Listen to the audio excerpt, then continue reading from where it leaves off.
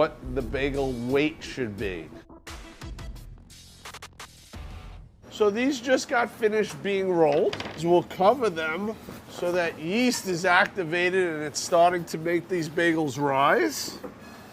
And in about an hour, they'll be ready to go inside the fridge. Proofing is the rising of the dough.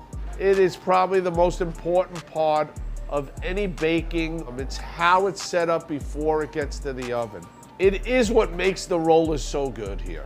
They are so educated on temperatures in the air, the feel of the dough, that their proofing is so spot on. So right now these bagels are ready to go in the fridge.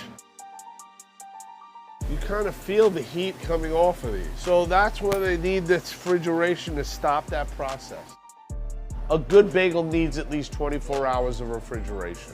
That is probably one of the most important parts of the bagel. Each of these racks hold over 1,000. So right here alone, 1, 2, 3, 4, 5, 6, there's 7,000 bagels. And we have 2 other fridges to look at. People that own bagel stores don't have as much refrigeration, so their turnover has to be a lot quicker, and they don't have that time to proper ferment that dough. We are able to turn it over like that. So we're gonna pull out a new rack. So we're gonna open these up just to release some of the frost that's inside. If you put these in right away, the bottoms of the bagels will start blistering a little bit. So you want to let them get into the room temperature so it'll help the process and make the bagel be up to my par. And we can kind of come here and start this process. Now, why do I smack it? You want to get it off those boards. And I'm an attention grabber, so I always like to make noises. So a lot of people these days, they'll put them in an oven, a steam oven. That will produce bagels a lot faster, a lot cheaper also, but we're more into the traditional way of making. If you look at a bagel off of or out of the fridge, there are creases, but they're not prominent. If you look in here, you're gonna start seeing the lines of the bagels start to come out a lot more. That means it's getting closer to getting out of that kettle. If you under kettle a bagel, the bagels will tend to look like a baseball. If you over kettle a bagel, they'll come out too big and the crust won't be as crispy. It's a feel on the paddle. It takes a lot of understanding to get it right. I'm a type of person of a trial and error guy.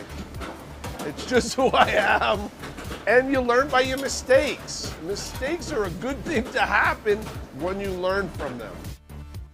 After 40 years, we're still getting better. We season both sides of bagels. We're making everything. We're making sesame. Right in front of us is, again, the heart and soul of our business. It's my middle B Marshall, 1947. A lot of people know Marshall as Marshall amps. Jimi Hendrix played behind a Marshall amp, the Doors, you know. We originally built this store in 1980, towards the end of the year. We officially opened it in 1981. So it makes this oven being used 40 years old. It's a 6-shelf carousel. Each shelf can fit up to 96 bagels. I also tell the guy running the oven, you're the heart here. You're the commander of the ship. Everybody's kind of watching that bagel baker and seeing what's going on here. It is the heart and soul of our store, for sure. And everybody will ask me these questions. When, how much, this and that. And the answer I tell them when it's ready. It's a look, it's a touch, it's a smell. That's when it's ready, when it's right. What we're doing right now is flipping the bagel because we bake on slate. Well, the boards are made so the bagel don't stick and also to season the bagel. Now, the big question you haven't asked is how hot are these slates? One thing I tell everybody if they come and ask me for a baking job, I tell them to roll up their sleeves. And if you don't got burns, you're not a good baker. So we're gonna take the sesame out first. Oh, baby, very sesame. Look at that. Look at that nice soft dough, nice crisp crust. And I never could stop eating them. Oh, nice and toasty. Those are the everything. Sesame, salt, onion, poppy, garlic. I love the everything bagel. That's my favorite. Those are the blueberries. Look at those beautiful bagels. I mean, you could smell it through the camera. That's really one of the keys of Utopia's success. You can walk in here at 5 o'clock in the afternoon and get a hot bagel out of the oven. It's one of the things where you won't find in any other store in the city. Most people are turning off their ovens 10 o'clock in the morning, 2 o'clock the latest. We're open till 6 at night, and then once we close the doors, we'll bake sometimes until 11, 12 o'clock at night. Hot, fresh bagels. This is where we prep most of the sandwiches. So the Worth It bagel is cream cheese on a bagel. We chose the everything bagel. Capers, red onion, tomatoes, and then we're gonna slice some fresh Nova on it.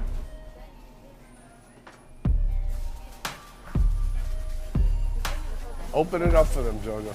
Look at that. We develop our sandwich board. We have over 30 different sandwiches here. We have a lot of cool names. Again, I like old school stuff, so everybody has what's called the Godfather sandwich, but I do an Italian stallion.